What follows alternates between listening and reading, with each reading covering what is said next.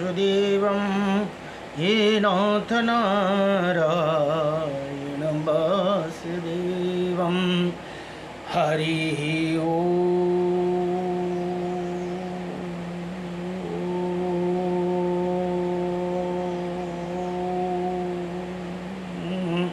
स्वस्ति श्री गणेशाय नमः। ओम श्री सरस्वती नमः। ओम श्री वेदपुरुषाय नमः। ओम श्री मातृपितृचरणकमलेभ्यो नमः। ओम श्री गुरुचरणकमलेभ्यो नमः। ओम समस्त कुलदेवता चरणकमलेभ्यो नमः। ओम समस्त पितृदेवता चरणकमलेभ्यो नमः। कृष्णं नारायणं वन्दे कृष्णं वन्दे प्रजाप्रियं कृष्णं द्वैपायनं वन्दे कृष्णं वन्दे प्रीताशुतं वासुदेवं सुतः देवकंसचारुणमर्दनं देवकी परमानन्दं कृष्णं वन्दे जगद्गुरुं मुकुं करोति वाचालं पंगुं लंघयते गिरिं यत्कृपाः तमहं वन्दे परमानन्दमाधवं कस्तूरितिलकं ललाटपटले वक्षोस्तुले कौस्तुभं नासाग्रवरमौक्तिकं करतले वेणुकरे कङ्कणं सर्वज्ञहरिचन्दनसुललितं कण्ठे च मुक्तं बले गोपास्त्री परिवेष्टितो विजयते गोपालचूडामणिः वंशी विभूषितकर्णं नवनीरदाभात पीताम्बरदारुणाभिमाफलधरुष्टः पूर्णेन्द्रसुन्दरमुख अरविन्दनेत्रात् कृष्णात्परं किमपि ततो अहं न जाने। सच्चिदानन्दरूपायं विश्वोत्पत्यादिहेतवे त्रयपत्राय विनाशायं श्रीकृष्णाय वयं नमः। हरि ओम कृष्णाय वासुदेवाय हरये परमात्मने प्रणतक्लेशनाशाय गोविन्दाय नमो नमः। जय जय श्री राधे जय जय श्री राधे मेरी स्वामिनी मैं राधे जू की दास जन्म जन्म दीजियो मोहे श्री चरण को बस जन्म जन्म दीजियो मोहे श्री वृंदावन को बस। हे नारायणं नमस्कृत्यं नरं चैव नरोत्तमं देवीं सरस्वतीं व्यासं ततो जयामुदीरयेत्। हे मातो मेरी श्री राधे पिता मेरे घनश्याम इन दोनों को चरणों में मेरा सदा प्रणाम। नमो भगवते वासुदेवाय नमः। हरि ओम। गुरुर्ब्रह्मा गुरुर्विष्णु गुरुदेव महेश्वरा गुरुसाक्षात् परं ब्रह्म तस्मै श्री गुरुदेव नमः। हरि ओम। अखंडमंडलकारकं व्याप्तायनं चराचरं तत्पदं दर्शितं येन तस्मै श्री गुरवे नमः। गुरु को चरण कमलले भवसागर अवतरण सकूं जब जन्म भयो तब भूल भयो अब जीव सुधारूं पाऊं परूं श्री गुरुदेव हजुरको चरण कमलले भवसागर अवतरण सकूं। शिष्य भए कति ऊँचा हुँदा हुन्, नीच भए मेरो छैन मति। सब सामग्री जब ज्ञान दियो, अब गुण गाउन सक्छु कति। जति भज्दछु मेरो शुद्ध हृदयले, अर्जी हरदम नित्य गरूं। श्री गुरुदेव हजुरको चरण कमलले भवसागर अवतरण सकूं। कर्म गरे जब मर्म बुझिन्न, धर्म दियो तब करजी भई। अर्पण रहेछ तर्पण बिचमा, अन्धो भई देव डुब्न गई। अब छैन केहीको इच्छा यहाँ, हजुरको चरणलाई पूजन सकूं। श्री गुरुदेवा हजुरको चरण कमलले भवसागर अवतरण सकूं। नमो भगवते वासुदेव। गुरु बिना ज्ञान न उपजे, गुरु बिना मिले न मोक्षे। गुरु बिना लिखे न सत्य को, गुरु बिना मिटे न दोष। नमो भगवते वासुदेवाय। यो स्तोत्र बलिमा एउटा महत्त्वपूर्ण स्तोत्र छन्, जो श्री विष्णु अष्टविंशति नाम स्तोत्रम भनेर यहाँ अर्जुनले प्रश्न गर्नुहुन्छ भगवान कृष्णलाई भने भगवान कृष्णले उत्तर दिनुहुन्छ। श्री अर्जुन उवाच किन्नो नामं शस्त्राणि जपते च पुनः पुनः, यानि नामानि नमानि दिव्यानि तानि चक्षुषा केशव। हे भगवान केशव, मनुष्य बार बार 1000 नाम जप करते, जो आपका दिव्य नाम उनका वर्णन करे भनेर यहाँ अर्जुनले प्रार्थना गर्नुभयो। अब श्री भगवान उवाच, भगवान भन्नुहुन्छ अमचं कुर्मं वराहं च वामनं च जनार्दनं, गोविन्दं पुण्डरीकाक्षं माधवं मधुसूदनं, पद्मनाभं सहस्राक्षं वनमाली हलायुधं, गोवर्धनं हरिकेशं वैकुण्ठं पुरुषोत्तमं, विश्वरूपं वासुदेवं रामनारायणं हरिं, दामोदरं श्रीधरं च वेदङ्गं गरुडध्वजम्, अनन्तकृष्णगोपालं जपते नास्ति पातकं, गावं कोटिप्रदनस्य अश्वमेधस्य च, कन्यादानं शास्त्राणां फलं प्राप्नोति मानव, अमावास्य वा पूर्णिमास्यम् एकदश्यं तथैव च, सन्ध्याकाले स्मरे नित्यं प्रातःकाले तथैव च, मध्याह्ने च जपे नित्यं सर्वै पाप प्रमोच्यति। यहाँ भगवान भन्नुहुन्छ, हे अर्जुन, यी नाम जप गर्ने पुरुषले को भित्र पाप नै रहते, उनले 1 करोड गौदान गरेको फल प्राप्त गर्दछन् भने 100 अश्वमेध यज्ञ गरेको फल प्राप्तछन् र 1000 कन्या दान गरेको फल प्राप्त गर्दछन्। औँसीमा पूर्णिमा तथा एकादशी तिथिको नव प्रतिदिन स्वयं भनेको बेलुका, प्रात भनेको बिहान, मध्याह्न भनेको दिउँसो, यिन तीनै समय यी नामका स्मरणपूर्वक जप गर्यो भने सम्पूर्ण पापदेखि मुक्ति हुन्छन् भनेर यहाँ बताउनुहुन्छ। 3 टाइम कति छैन, यो 28 वटा नाम छन्, बडो दिव्य नाम। यी नाम जप गर्ने गऱ्यो भने हाम्रो जति हामीले छोटो मोटो अन्जानमा गरेको पापहरू सबै भस्म हुन्छन् भनेर यहाँ भगवान कृष्णले अर्जुनलाई बताउनुहुन्छ। नमो भगवते वासुदेवाय। हरिः ओम। नारायणं परम ब्रह्म। ब्रह्मा पुराण ध्यान हुँदैछन्। ब्रह्मा पुराणको आज 62 अध्यायमा नारायणं परम ब्रह्म, नारायणं परम तप, नारायणं परम देव, सर्वनारायणं सदा।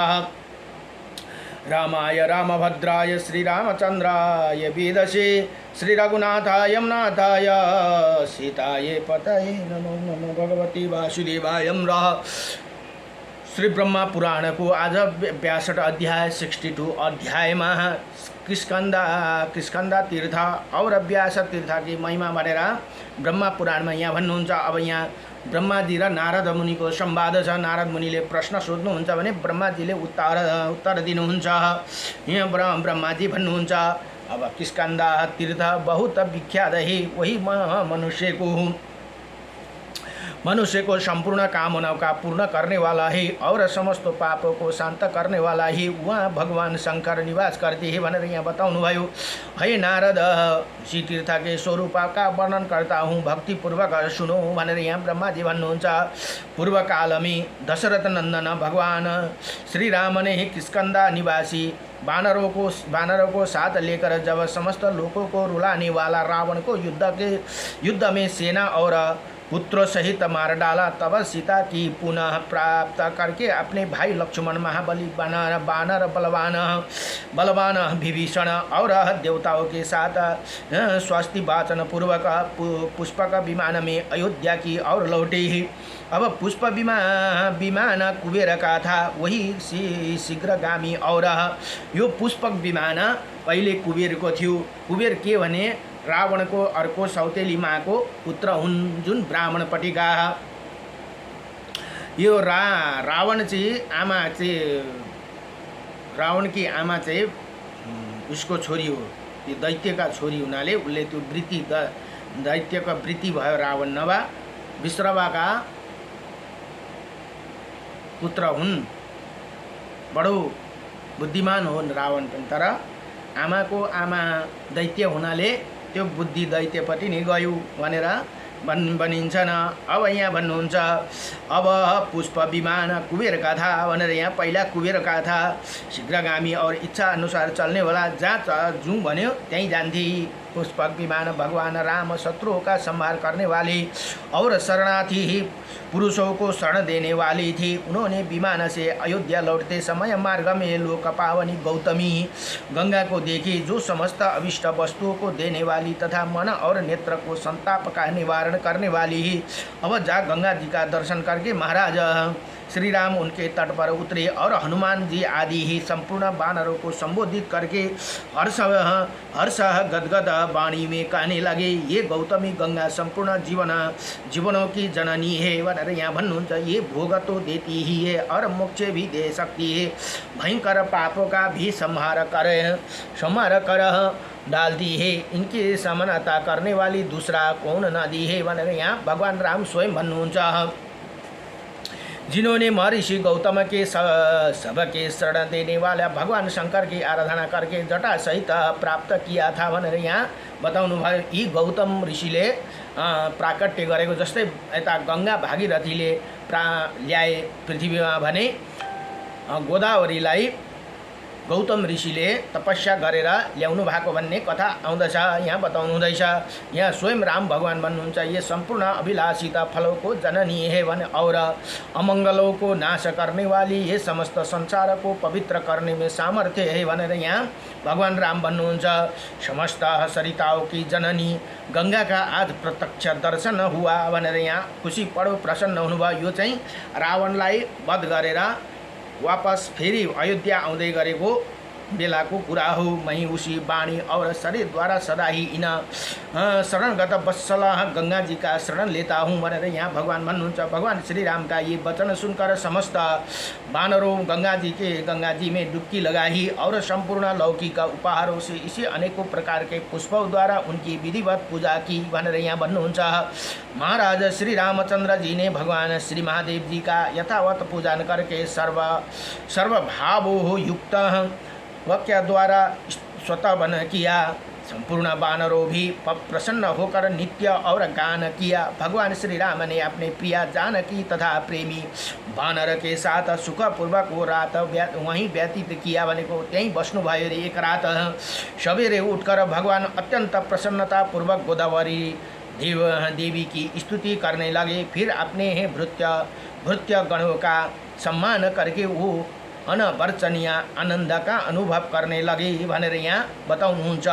उसी निर्मल प्रभात में सूर्योदय होने पर विभीषण दशरथ नंदन श्री राम से कहा, हे भगवान, हम लोग इसी तीर्थ में रहने से अभी तृप्त नहीं हुए, अतः कुछ समय और निवास करे भनेर ती अरूले पनि त्यसरी भगवानसँग रामसँग प्रार्थना गर्नुभयो भनेर यहाँ बताउनुहुन्छ। ये मेरे विचार है कि 4 रात और यहाँ ठहर रहे, फिर सब लोग साथ ही अयोध्या चलेंगे। विभीषण जी का बात वानरों ने भी अनुमोदन किया। फिर भगवान शिव की पूजा करते हुए 4 रात त्यहीँ बास गर्नुभयो भनेर यहाँ भन्नुहुन्छ। और महादेव जी त्यहाँ सिद्धेश्वर का नाम से प्रसिद्ध थे और उन्होंने प्रभाव से रावण अत्यंत प्रबल हो गया। त्यहीं तपस्या गरेर रावण प्रबल भएको भनेर यहाँ हो गया था। इसी प्रकार सब लोग अपने द्वारा स्थापित किए हुए शिवलिंग की पूजा करते हुए 5 दिनों तक वहाँ ठहर रहे भनेर यहाँ भन्नुहुन्छ। फिर श्री राम ने अपने संपूर्ण सहायकों के साथ शुद्ध हृदय से संपूर्ण शिवलिंग को मस्तक झुकाया। किष्किंधा निवासी सभी वानरों द्वारा सेवित होने के कारण वो स्थान किष्किंधा तीर्थ का कहलाया भनेर यहाँ बताउनुभयो। त्यही कारण किष्किंधा नामको तीर्थ नाम भयो भनेर यहाँ बताउनुहुन्छ। वहाँ स्नान करने मात्र से बड़े बड़े पाप भी नष्ट हो जाते हैं।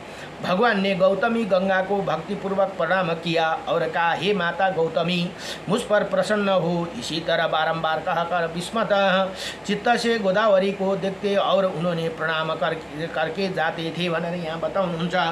तब से विद्वान पुरुष उसी पुण्यमय तीर्थ को किष्किंधा तीर्थ कहने लगे। जो इसी प्रसंग का पाठ स्मरण अथवा भक्तिपूर्वक श्रवण करता है अथवा सुनता है, उसे पापों को भी ये तीर्थ हर लेती है भनेर यहाँ बताउनु भयो। फिर जो लोग वहाँ स्नान और दान करते उनके लिए तो कहना ही क्या है भनेर यहाँ बडो दिव्यसँगले बताउनु हुँदैछ।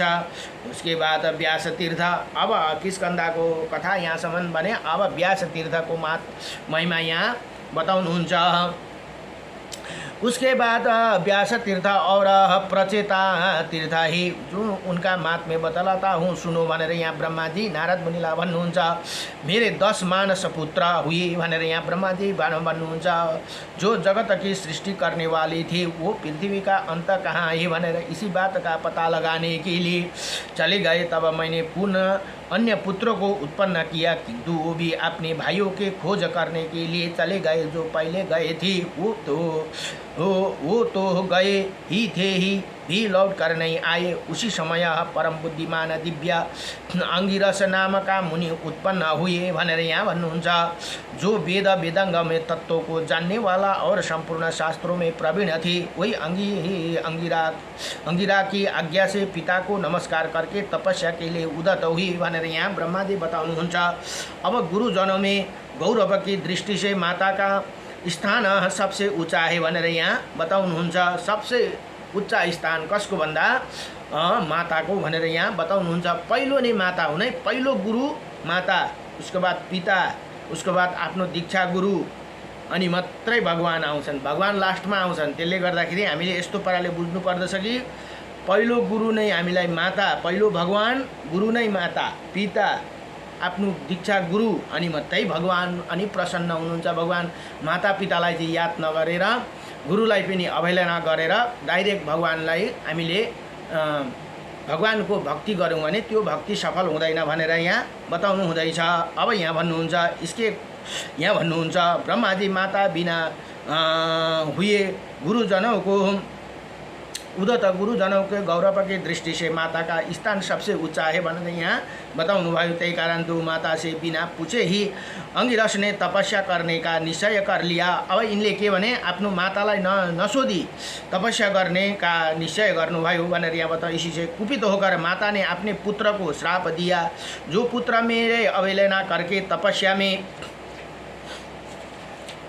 प्रवृत्त हुए हैं, उन्हें किसी प्रकार सिद्धि नहीं प्राप्त होगी भनेर अब हेर्नुहोस् त यहाँ कुरा आयो। त्यही कारण पहिलो नै माता हुनुहुन्छ हाम्रो भगवान, पहिलो गुरु भनेर यहाँ बताउनुहुन्छ। अंगिरा सोने अनेकों हो र 10 दिशाओं में जाकर तपस्या की, किंतु उन्हें भी सिद्धि ना मिले। वो सबसे इधर उधर दौड़ते रहे, परंतु सभी स्थानों में कोई न कोई विघ्न आ जाता था। अब माताले त श्राप दिइसकेपछि उनको भक्ति कहाँ पुरा हुन्छ। कहीँ राक्षस हो, कहीं मनुष्य हो, कहीं युवती स्त्री और कहीं अपने शरीर ही दोष से तपस्या में विघ्न पड़ जाता था भनेर यहाँ बताउनु। इसी प्रकार भटकते हुए सब अंगिरस तपस्वियों में श्रेष्ठ अगस्त्य जी के पास गए। उन्होंने नमस्कार करके विनीत भाव से बोले, हे भगवान, हम अनेकों उपायों से बारंबार प्रयत्न करें तो भी किसी देश से हमारी तपस्या सिद्धि नहीं होती भनेर अब त्यो श्राप दिएको पनि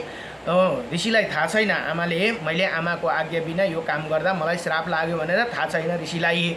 आप तपस्या में सबसे बड़े चढ़े हैं, अतः कोई उपाय है तो बताइए। ब्राह्मण आप ज्ञानियों में भी ज्ञानी है, वक्ताओं में भी श्रेष्ठ वक्ता ही, संयमी पुरुष में भी सबसे अधिक शान्त, दान दयावान, प्रियकारी, क्रोध शून्य तथा यस्तो हुनुहुन्थ्यो वशिष्ठ ऋषि जुन भगवान राम को पुरोहित हुनुहुन्थ्यो तथा देश रहित। अंत हमने जो पूछा है उसे बताइए भनेर यहाँ बताउनुहुन्छ।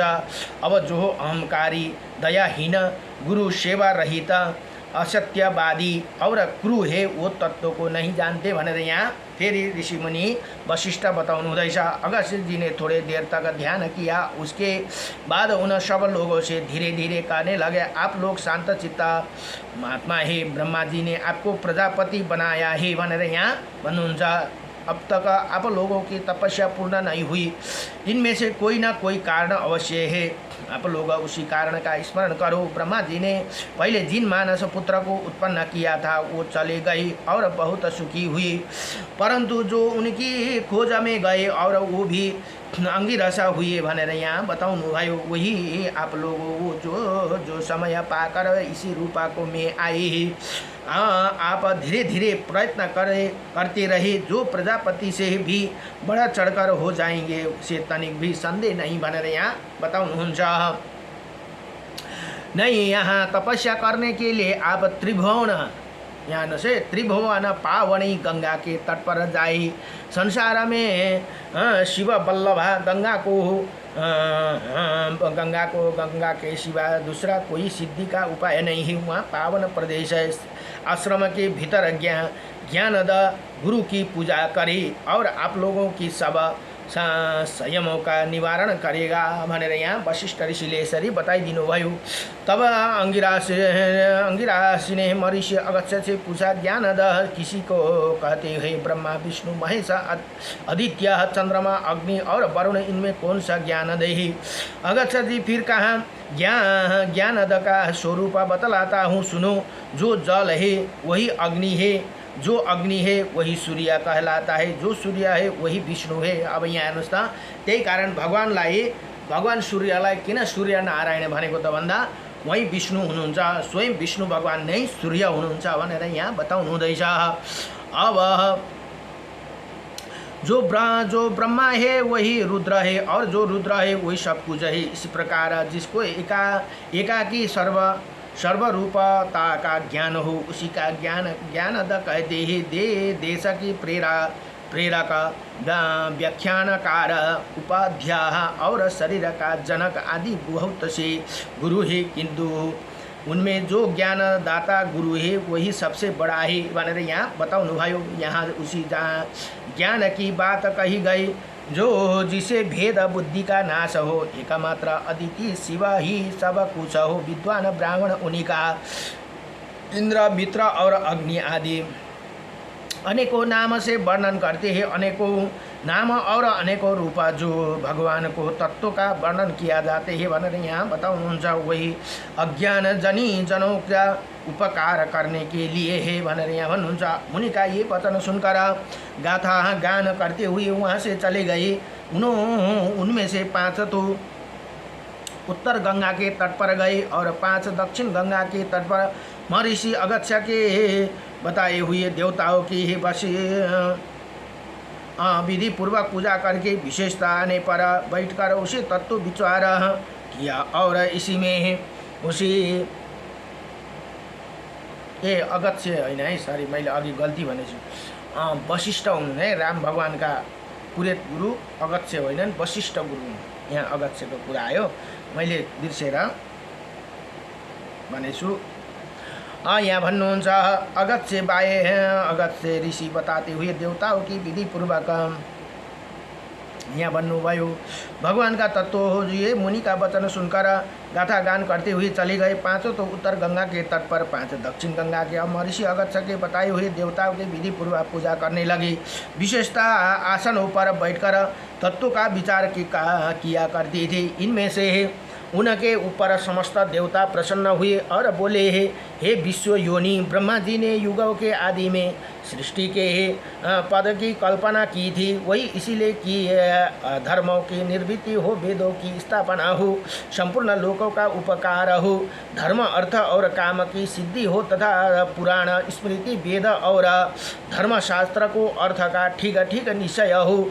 इसके अनुसार तुम सब लोगों को जगत सृष्टा का पद प्राप्त होगा भनेर यहाँ बताउनुभयो। तुम सब ये उस पद अनुरूप होंगे नारद भनेर यहाँ ब्रह्मा जी नारद मुनिला भने ये कर्म से धीरे धीरे प्रजापति होंगे, तब अधर्म बढ़ेगा, वेदों का पराभाव होगे और उन पर संकट आएगा। उसी समय वेदों का उद्धार करने के लिए भावी व्यास होंगे भनेर ती अंगिरा ऋषिलाई नै यहाँ बताउनुभयो।